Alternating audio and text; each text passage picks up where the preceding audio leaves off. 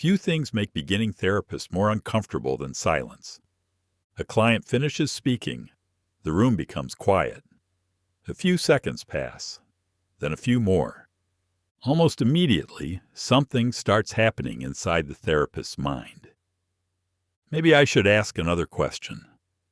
Maybe they're waiting for me to say something. Maybe I've lost the thread. Maybe they're feeling awkward. Maybe I've done something wrong. For many counseling students, silence feels like a problem that needs solving. Something to escape. Something to fill. Something to fix. Yet experienced therapists often experience the same moment very differently. Because one of the most surprising discoveries many therapists make is that some of the most important moments in therapy happen when nobody is speaking. This can seem strange at first.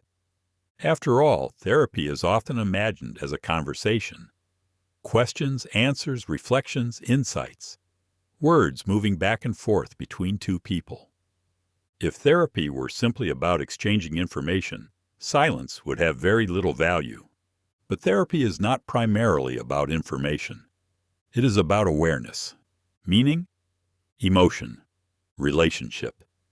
And many of those processes require space. Think about the last time you had an important realization. It probably didn't happen while somebody was talking over you. It probably didn't happen while you were rushing to formulate the perfect response.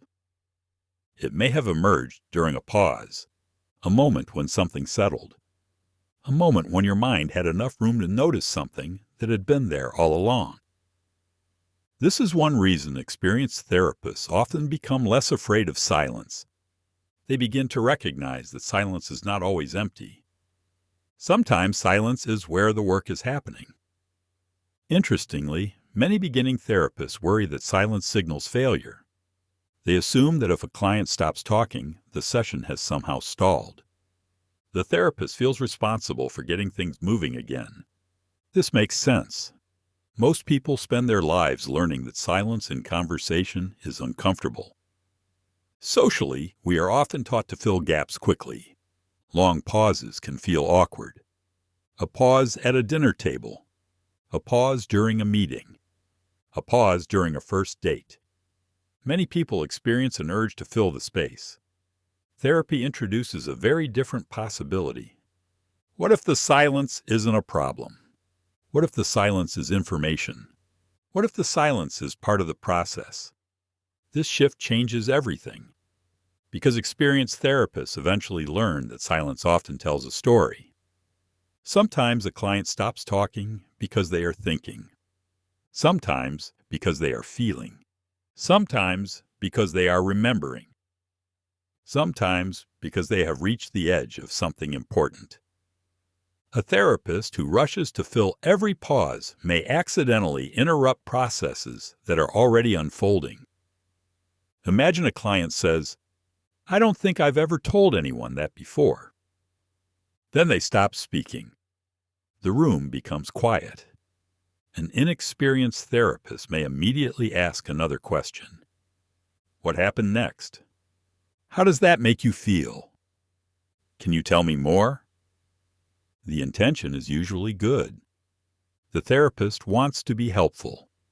But something important may be occurring inside the client. The client may be noticing emotions, memories, body sensations, thoughts, the significance of what they have just shared. The silence itself may be allowing the experience to land. Experienced therapists often recognize this. They become more willing to wait.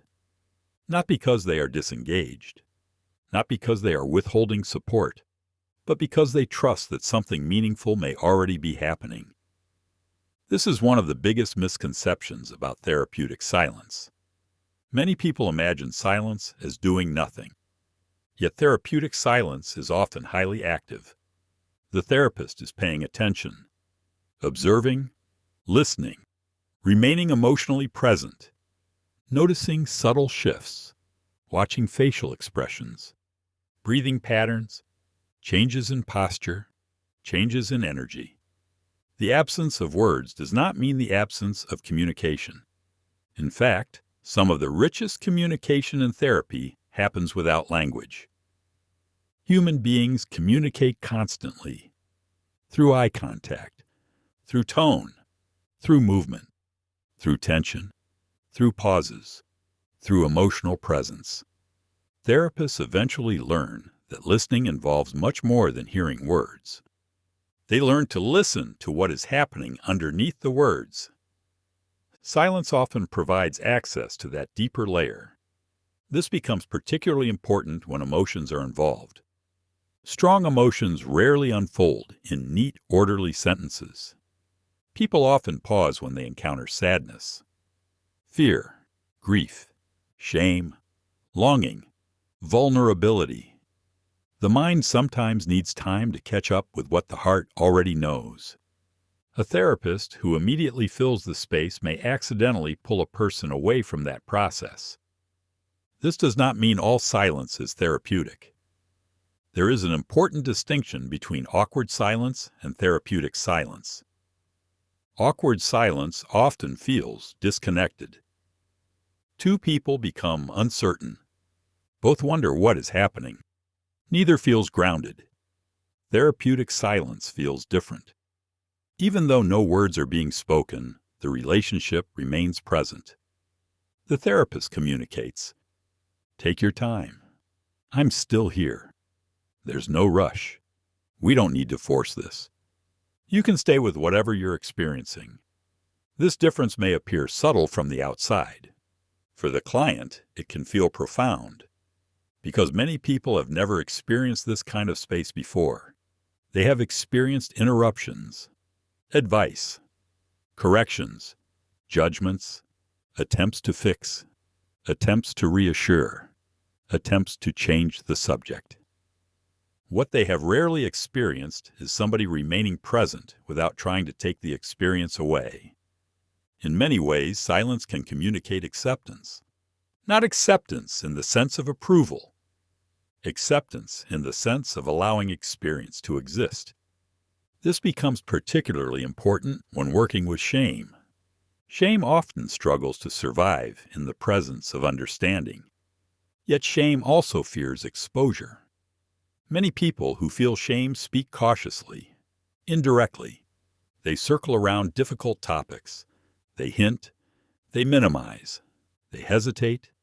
Silence often appears at the exact moment something important is trying to emerge. A therapist who can tolerate that silence creates room for the person to continue. Not by pushing, not by persuading, but by making it safe enough to stay. And perhaps this is one of the most overlooked functions of silence. It communicates confidence. Not confidence in the sense of certainty, confidence in the process itself. The therapist is communicating. We don't need to rush. We don't need to force insight. We don't need to fill every gap. Something important can unfold here if we allow it. If silence can be so valuable, why does it make so many people uncomfortable? The answer may lie in something much deeper than conversation itself. Human beings are profoundly social creatures. From the moment we enter the world, our survival depends on relationships. Long before we understand language, we learn to read faces, voices, gestures, and emotional cues. We learn whether the people around us are available, attentive, and responsive. Over time, these early experiences help shape expectations about relationships. Will people listen? Will they understand? Will they be available when needed? Will they stay when things become difficult? Attachment researchers have spent decades exploring how these early experiences influence emotional life. While attachment is often discussed in relation to relationships, its influence can also appear in moments of silence. For one person, silence may feel peaceful. For another, silence may feel uncertain. For another, silence may feel threatening. The silence itself is the same. The meaning attached to it can be very different. Imagine a child growing up in an environment where emotions were consistently met with attention and care. Over time, they may learn that pauses are safe. Reflection is safe. Not having an immediate answer is safe. Now imagine a child whose emotional experiences were ignored, dismissed, criticized, or met with unpredictability. Silence may begin to mean something very different. Silence may mean disconnection. Silence may mean withdrawal. Silence may mean danger. Silence may mean rejection. Years later, those meanings can continue to shape how people experience relationships. This is one reason therapists pay attention to silence, not only because silence creates space, but because people's reactions to silence can reveal something important. Some clients become uncomfortable almost immediately. Others begin apologizing. Some rush to fill every pause. Others become anxious. Some start laughing. Some change the subject. Some begin analyzing instead of feeling. Each response tells part of a story. The therapist is not simply observing silence. They are observing what happens in response to silence. And often, that response contains valuable information. A client may suddenly begin talking rapidly after a brief pause. Another may become visibly anxious. Another may repeatedly ask whether they are doing therapy correctly. These moments can offer insight into how a person relates to uncertainty, vulnerability, and connection, because silence removes something many people rely on: structure. When nobody is speaking, there is less distraction, less movement, less certainty. People often become more aware of themselves. Sometimes that awareness is comfortable, sometimes it is not. This becomes particularly important when trauma enters the picture. Trauma researchers have found that traumatic experiences can significantly influence how people experience safety, connection, and emotional regulation. For some individuals, slowing down can feel surprisingly difficult. Stillness may increase awareness of emotions they have spent years trying to manage. Silence may create space for memories, sensations, or emotions that feel overwhelming. In these situations, silence is not automatically therapeutic. The therapist must remain attuned. The goal is not to maximize silence. The goal is to use silence thoughtfully. This is an important distinction. Many beginning therapists hear that silence is valuable and mistakenly assume more silence is always better. Experienced therapists recognize that silence is only useful when it serves the client's process. Sometimes a client needs space. Sometimes they need support. Sometimes they need a reflection. Sometimes they need a question. The skill lies in recognizing the difference. This is one reason therapy is often described as an art as much as a science. There is no stopwatch that tells a therapist exactly how long a pause should last. There is no formula that guarantees the perfect response. Instead, therapists learn to remain present and responsive to what is unfolding in the room. Over time, many discover that silence is not something they do. It is something they allow, a natural consequence of listening deeply. And perhaps nowhere is this more apparent than in moments of insight. Many people imagine insight arriving dramatically. A sudden revelation, a lightning bolt, a life-changing sentence. While those moments occasionally happen, insight often emerges much more quietly. A person notices a pattern, a connection, a feeling, a contradiction. Something that was present all along gradually comes into focus. Interestingly, these moments are frequently preceded by silence. A client says something, stops, looks away, thinks, and then says, "I've never thought about it like that before." Or, "Wait a minute." Or, "I think I understand something." From the outside, the silence may appear uneventful. Inside the client's mind, significant reorganization may be occurring. Researchers studying learning and memory have long recognized that reflection plays an important role in integrating new information. Therapy often involves a similar process. People are not simply collecting information. They are reorganizing how they understand themselves. That process rarely happens at full speed. It often requires pauses, space, time. Silence becomes the container in which new understanding can emerge. Many experienced therapists eventually discover that they no longer fear these moments. In fact, they often become curious about them. Not because every silence leads to insight, but because silence frequently signals that something meaningful may be taking place. The therapist learns to pay attention. What changed? What was just said? What emotion appeared? What expression crossed the client's face? What seems to be happening right now? Rather than rushing to fill the silence, they become interested in it. And surprisingly often, the client does the rest. A person pauses, reflects, then continues. Not because they were pushed, not because they were persuaded, but because they were given enough room to find their own words. This may be one of the most powerful aspects of therapeutic silence. It respects the client's capacity to discover, to think, to feel, to understand, without immediately being directed, without being rushed toward an answer, without having their experience interpreted for them. In a culture that often prioritizes speed, certainty, and productivity, this can feel surprisingly unusual. Therapy sometimes offers something different, a place where understanding is allowed to emerge at its own pace, and silence often plays a crucial role in making that possible. As therapists gain experience, something interesting often begins to happen. The silence itself becomes less important than what the silence reveals. Many beginning therapists focus on the absence of words. Experienced therapists often focus on what is happening within the absence. What emotions are present? What thoughts seem to be forming? What shifts are occurring? What is trying to emerge?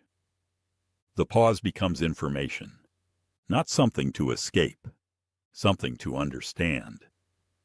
This change in perspective often transforms the therapist's experience of silence. What once felt uncomfortable begins to feel meaningful. What once felt like inactivity begins to feel like attentive observation. Interestingly, many experienced therapists report that they are often working hardest during moments when they appear to be doing very little. They are noticing, listening, tracking, remaining emotionally available, holding multiple possibilities in mind, staying curious, maintaining connection. From the outside, it may simply look like two people sitting quietly together. On the inside, a great deal may be occurring. This is one reason silence can be difficult to teach. Many counseling skills can be demonstrated clearly.